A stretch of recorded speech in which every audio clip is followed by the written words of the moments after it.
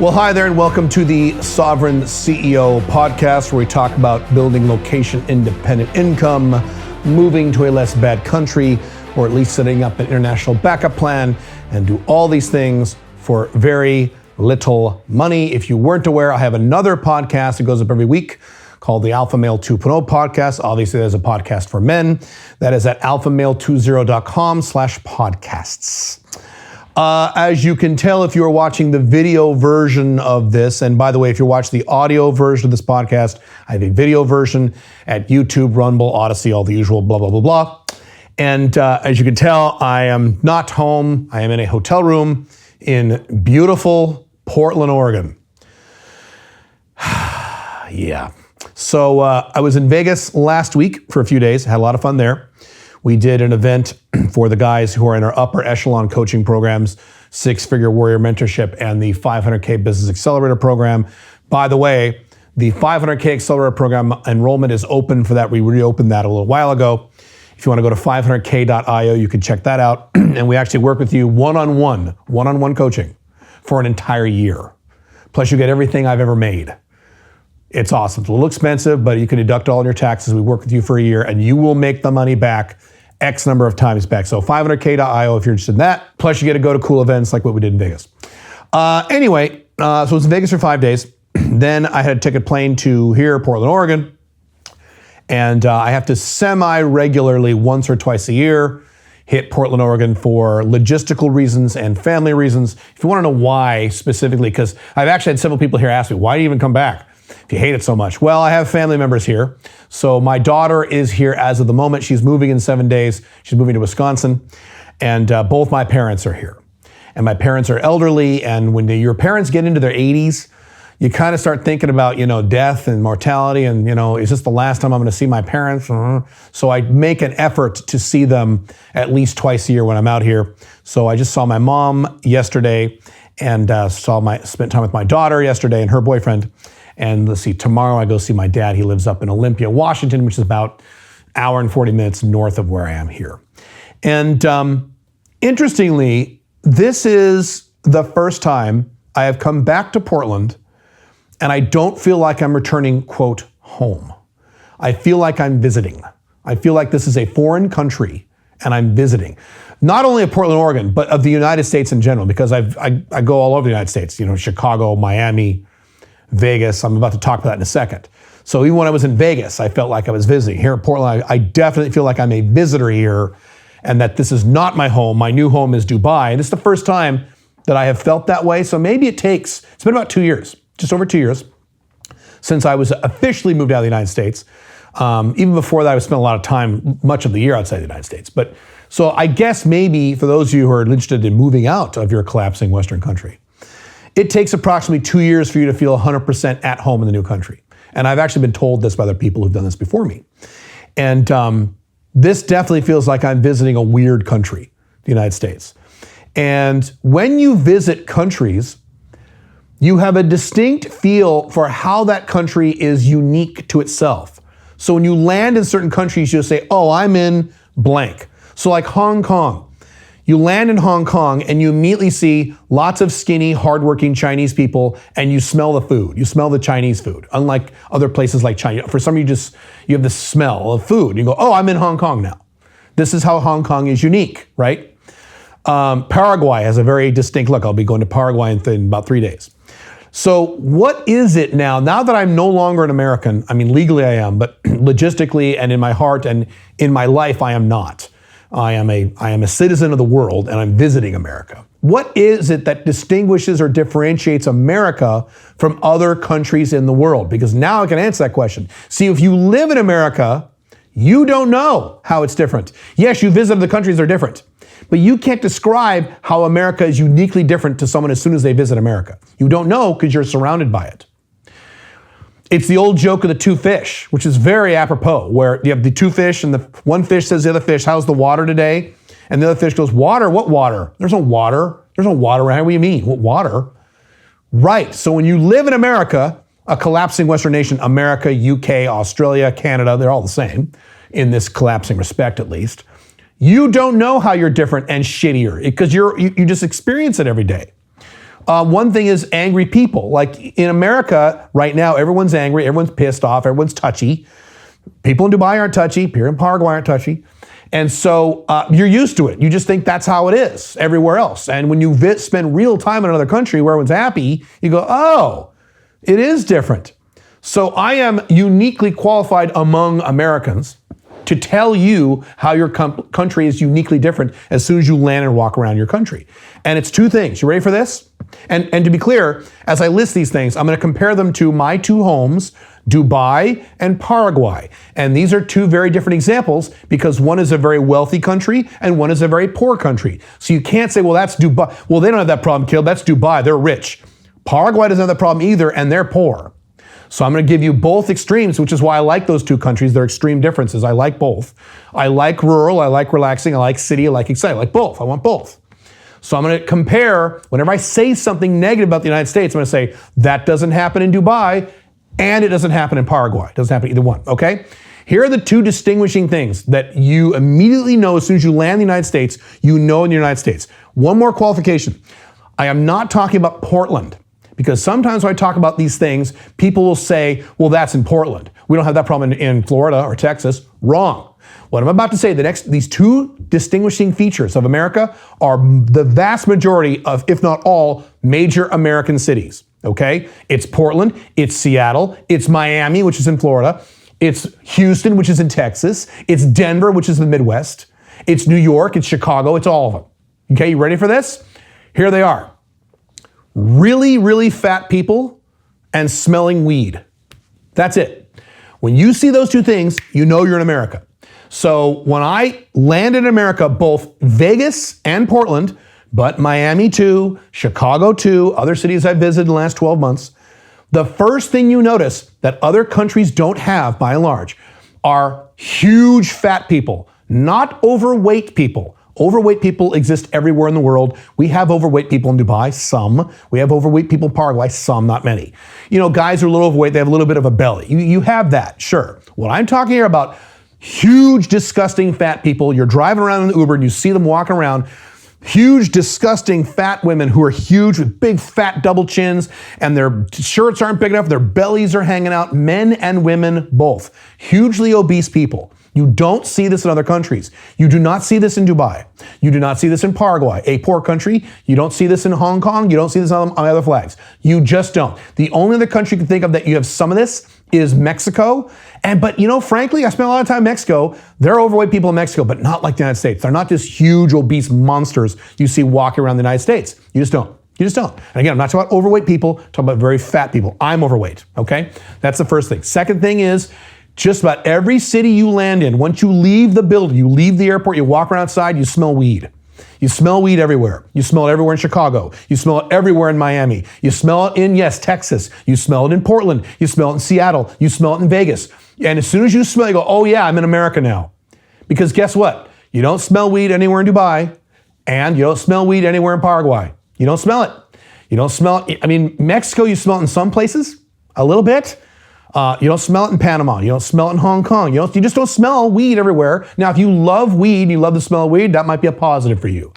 I think it's a negative. I don't like the way weed smells the same way I don't like cigarette smoke. You could argue cigarette smoke's worse than weed. Fine. I don't like either one. But those are two aspects of things you know as soon as you land there. You're like, oh yeah, I'm in America now. I see huge, gross, obesely fat people and I'm smelling weed everywhere I go. I'm in America because no other country has those things.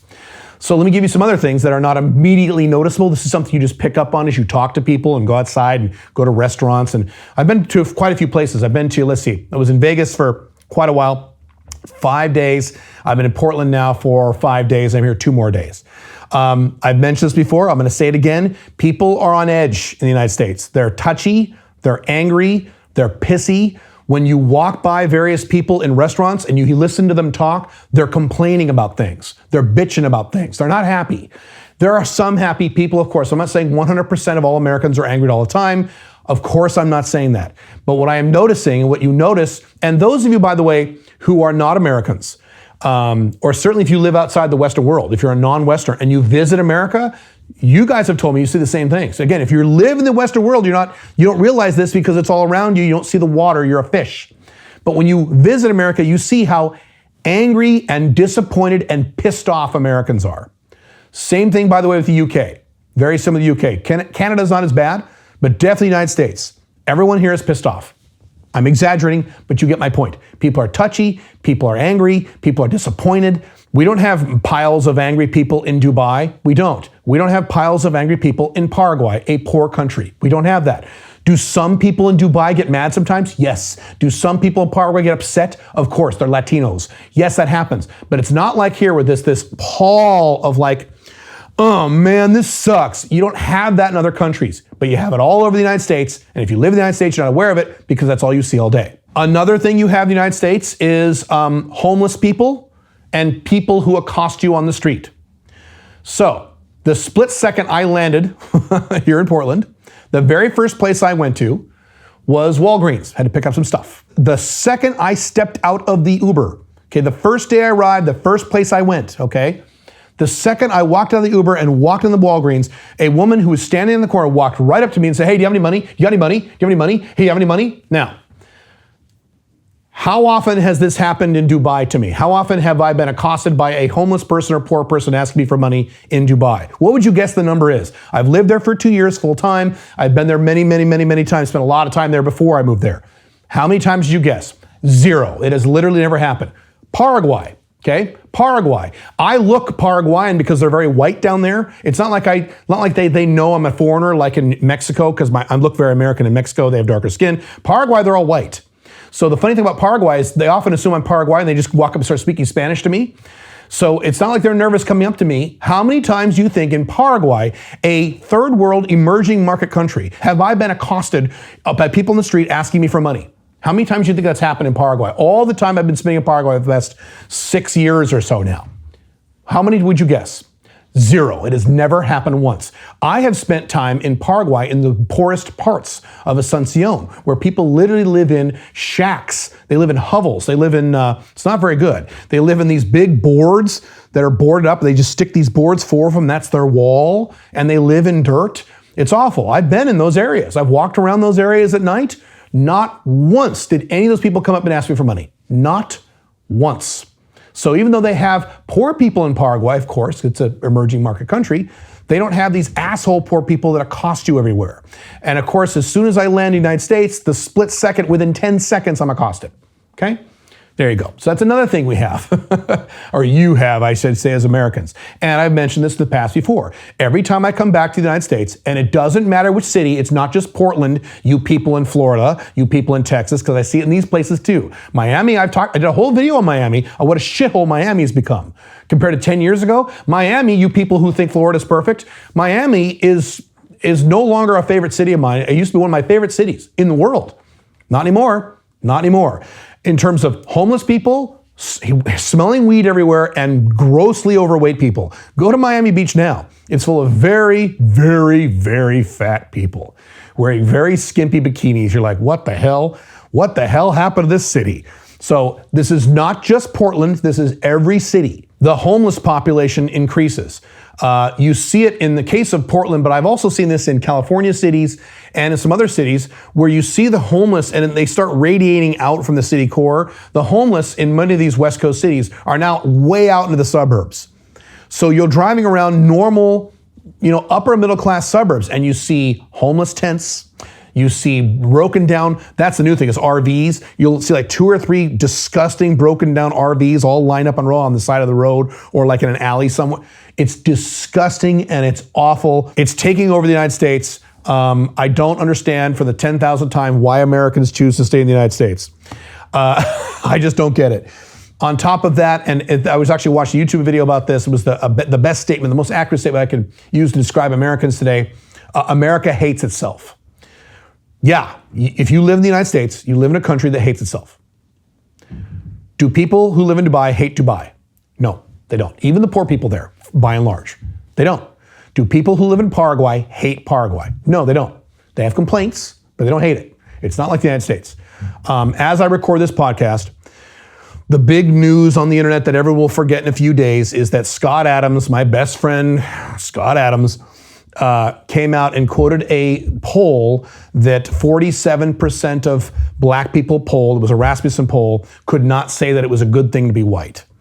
And he mentioned some things that I'm not going to repeat that got him in very big trouble. So let me tell you my takeaway from that poll as an international lifestyle person who does not consider himself an American anymore and doesn't live in the United States. I live in a multicultural country like the United States. I live in Dubai. It's multicultural. So if you go to Dubai, the biggest racial groups there would be Indians, Pakistanis, and then Europeans. So probably that is the biggest three in terms of racial groups. And then there's maybe the next one would be Filipinos, and then other like Asians and people from Africa and things like that.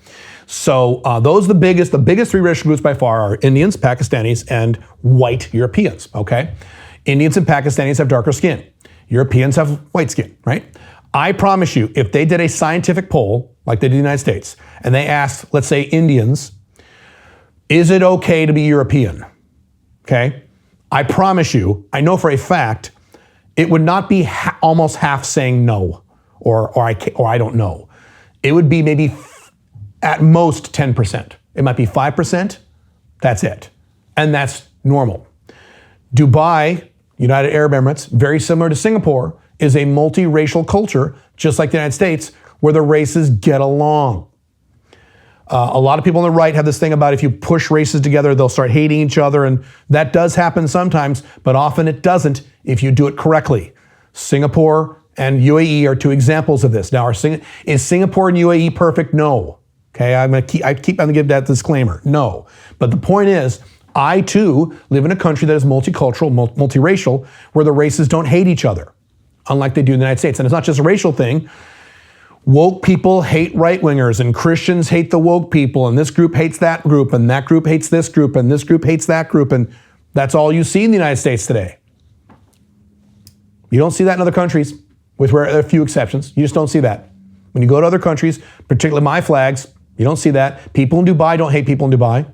People in Paraguay don't hate people in Paraguay. They don't. They just don't. And these differences, these negative differences, are very stark when you live outside the United States and then you spend just a few days a year in the United States, you can come back and go, whoa. And it's kind of funny. You'll see like angry people or smell weed or see giant fat people. And I'll say, oh yeah, that's right. I forgot about that. Because I don't see that when I live my normal life in Dubai and travel abroad to other countries or my other backup country, Paraguay. I just don't see these things. The last thing I'll leave you with here is that every year this gets worse. Every year this gets worse in the United States. And as I've said 10,000 times, voting for anyone will not fix it. You can't vote for Trump or Bernie Sanders or any other political party. It's not going to fix it. You're just going to have to suffer through this.